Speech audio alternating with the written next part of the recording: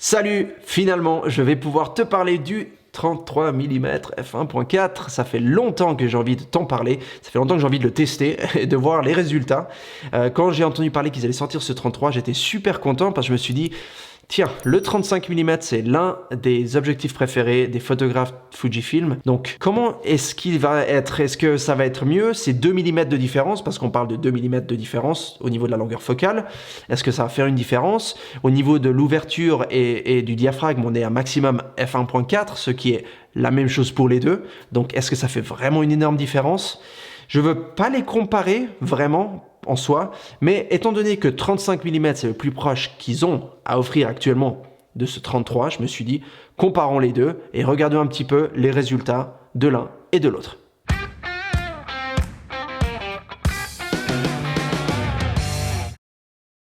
En termes de poids, on parle de 370 grammes pour le 33 mm et 196 grammes pour le 35 mm. Donc c'est une différence de presque 200 grammes, ce qui est pratiquement le double en termes de poids. Maintenant, en termes de longueur, on est à 73,5 mm pour le 33 mm, comparé à 55 mm pour le 35 mm. C'est une différence d'environ 18 mm, c'est pas énorme, franchement, si on les met côte à côte, ça fait vraiment pas une énorme différence. Et dans la vraie vie, au niveau du poids, oui, il est plus lourd, mais c'est pas non plus exagéré, disons. À mon avis, cet objectif a été fait en pensant au futur. Et ce que je veux dire par là, sans vous en dire trop, c'est que je pense, à mon avis, que les mégapixels que Fuji s'attend à reproduire avec un tel objectif sont supérieurs à ce qu'ils s'attendaient avec celui-ci. Rappelons-nous que quand le 35 mm est sorti, on avait des appareils photo qui faisaient 16 millions de pixels. Maintenant, on est à 26 millions de pixels avec le XT3 et XT4. Et je pense que ça va pas tarder à augmenter. Donc ce qui veut dire que, en gros, si tu hésites entre l'un et l'autre, moi j'irai avec le 33 juste pour une question de futur et qui puisse te durer plus longtemps et te donner des résultats meilleurs pendant plus longtemps. Le 33 mm équivaut à 49,5 mm sur plein format, alors que le 35 mm équivaut à 52,5 mm sur plein format, ce qui fait une différence de 2 mm. Tu me diras, c'est pas énorme, mais tant qu'à faire ça, c'est plus proche d'une standard 50 mm sur plein format. Donc ils se sont bien rapprochés pour que ce soit une focale aussi proche que possible du plein format. En termes d'éléments optiques, on parle de 15 éléments optiques dans 10 groupes pour le 33 mm, comparé à 8 éléments dans 6 groupes pour le 35 mm. Ça fait une différence de presque le double. Et encore une fois, on verra que le 33 mm, optiquement parlant, en termes de qualité, est beaucoup plus net, un meilleur piqué, etc. que le 35. C'est une évidence quand on regarde les comparaisons des photos, en tout cas quand on va regarder sur l'ordinateur. Maintenant sur YouTube, je ne sais pas si tu verras la différence tant que ça, parce que c'est YouTube et la qualité est assez comprimée et puis pas terrible. Mais dans la vraie vie, je remarque une grosse différence. La mise à point est rapide et je dirais presque silencieuse. D'ailleurs, j'ai décidé de faire un petit test en mettant le micro directement sur l'objectif pour les deux. Et comme ça, tu peux voir un petit peu le bruit que ça fait lorsque ça met à point.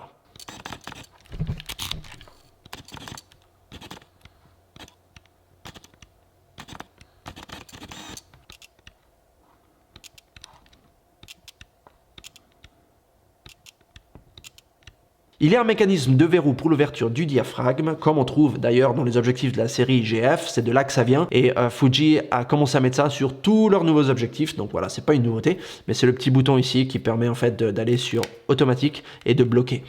Comme tu le sais déjà, je suis quelqu'un qui préfère toujours décider quelle est l'ouverture du diaphragme que je veux d'après les photos que je vais faire, donc je suis jamais en automatique. C'est l'un des réglages que je mets jamais en automatique, ça vraiment.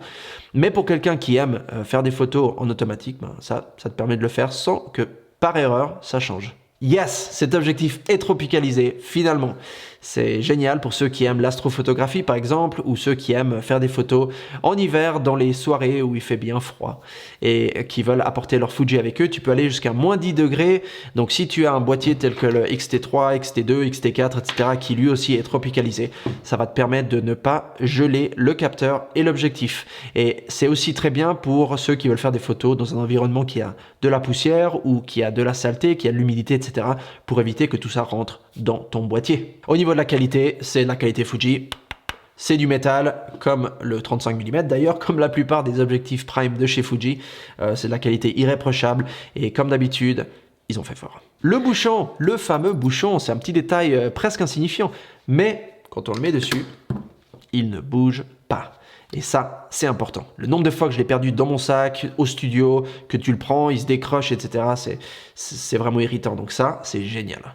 Il a un pare-soleil en plastique, ce qui est très bien. Moi, ça me convient personnellement parce que c'est léger, ça coûte moins cher de les produire et ça fait aucune différence, si je dois être honnête. Ça me rappelle le 50 mm f2 d'ailleurs, que j'aime beaucoup parce que c'est un look très rétro. C'est un peu plus gros évidemment que le 50 mm f2, mais il a un look qui est un petit peu rétro et je trouve que ça donne super bien. D'ailleurs, sur cette photo, j'ai l'appareil photo sur le côté et je trouve que ça donne un look très sympa. Quand tu retournes cet objectif, ça fait un bruit. Je sais pas si t'entends.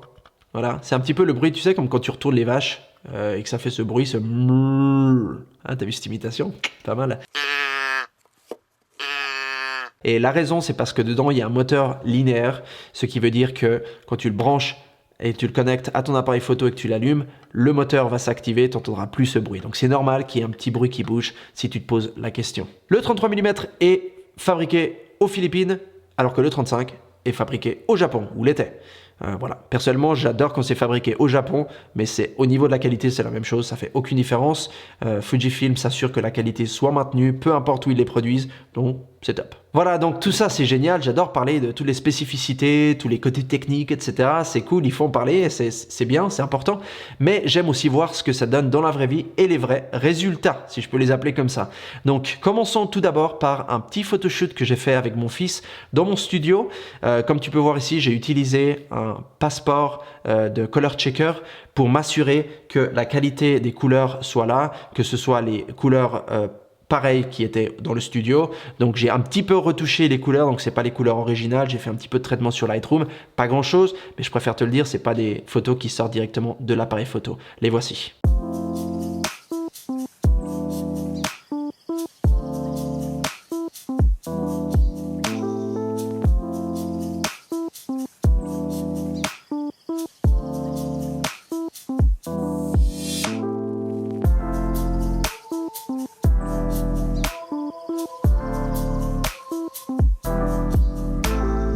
Pour cette prochaine série de photos, j'ai utilisé le même appareil photo, le même boîtier, c'est un X-T3 pour toutes les photos. La simulation de film Provia standard, je les ai faites sur un trépied et elles sont toutes directement de l'appareil photo, donc j'ai fait aucune retouche. Commençons tout d'abord par la différence entre le 35 et le 33 en termes de longueur focale. Il y a 2 mm de différence, donc est-ce que ça fait une grosse différence? Regarde.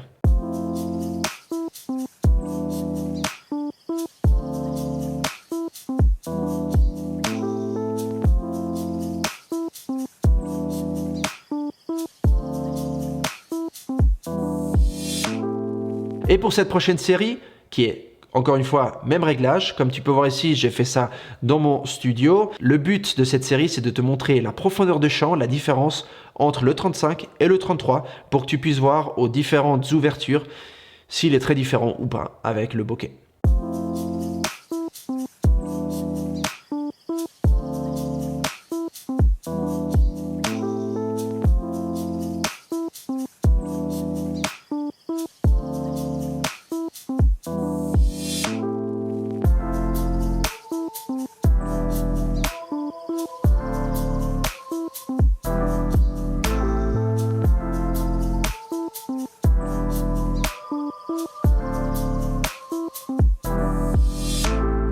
On a parlé du bruit que la mise à point fait dans le 35 mm comparé au 33 qui est pratiquement silencieux, mais au niveau de la vitesse, ça donne quoi? Tiens, regarde.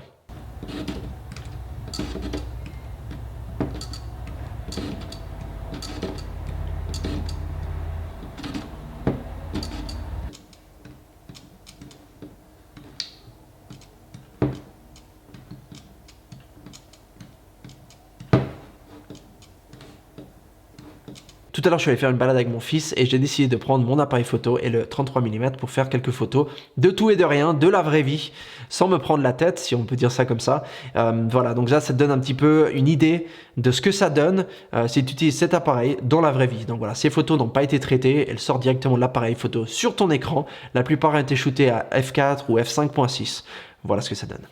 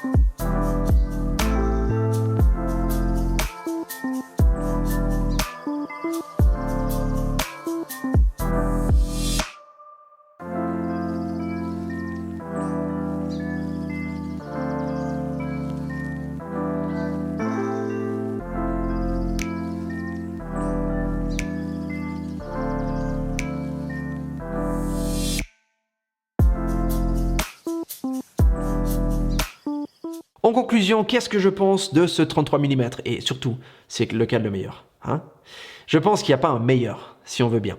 Je pense que le 35 mm était vraiment chouette quand il est sorti, il y a de cela très longtemps maintenant. Le 33, c'est un nouvel objectif, donc on s'attend à ce qu'il soit excellent, et il l'est. Il est absolument génial. Donc si tu possèdes déjà un 35, ça dépend ce que tu fais avec, ça dépend si le bruit te dérange, ça dépend si la vitesse de mise à point c'est un souci pour toi, ça dépend si la qualité optique, tu as besoin que ce soit quelque chose de très net, très précis ou pas. Et en fait, ça dépend vraiment des goûts et des couleurs, comme je dis. Voilà, c'est les deux des très bons objectifs. J'espère que j'ai répondu aux questions que tu te posais, si tu t'en posais, ou que tu as pu voir un peu mieux le rendu et ce que ça donne avec ce 33 mm f1.4. Écris dans la section des commentaires en bas ce que tu en penses. Est-ce que tu en possèdes l'un des deux? Est-ce que tu vas changer? Voilà. Et abonne-toi, n'oublie pas, parce que ça m'aide à faire grandir cette chaîne. Et comme ça, tu peux rester au parfum des dernières prouesses technologiques. Et je te retrouve, comme d'habitude, sur ma prochaine vidéo. Continue à faire des belles photos.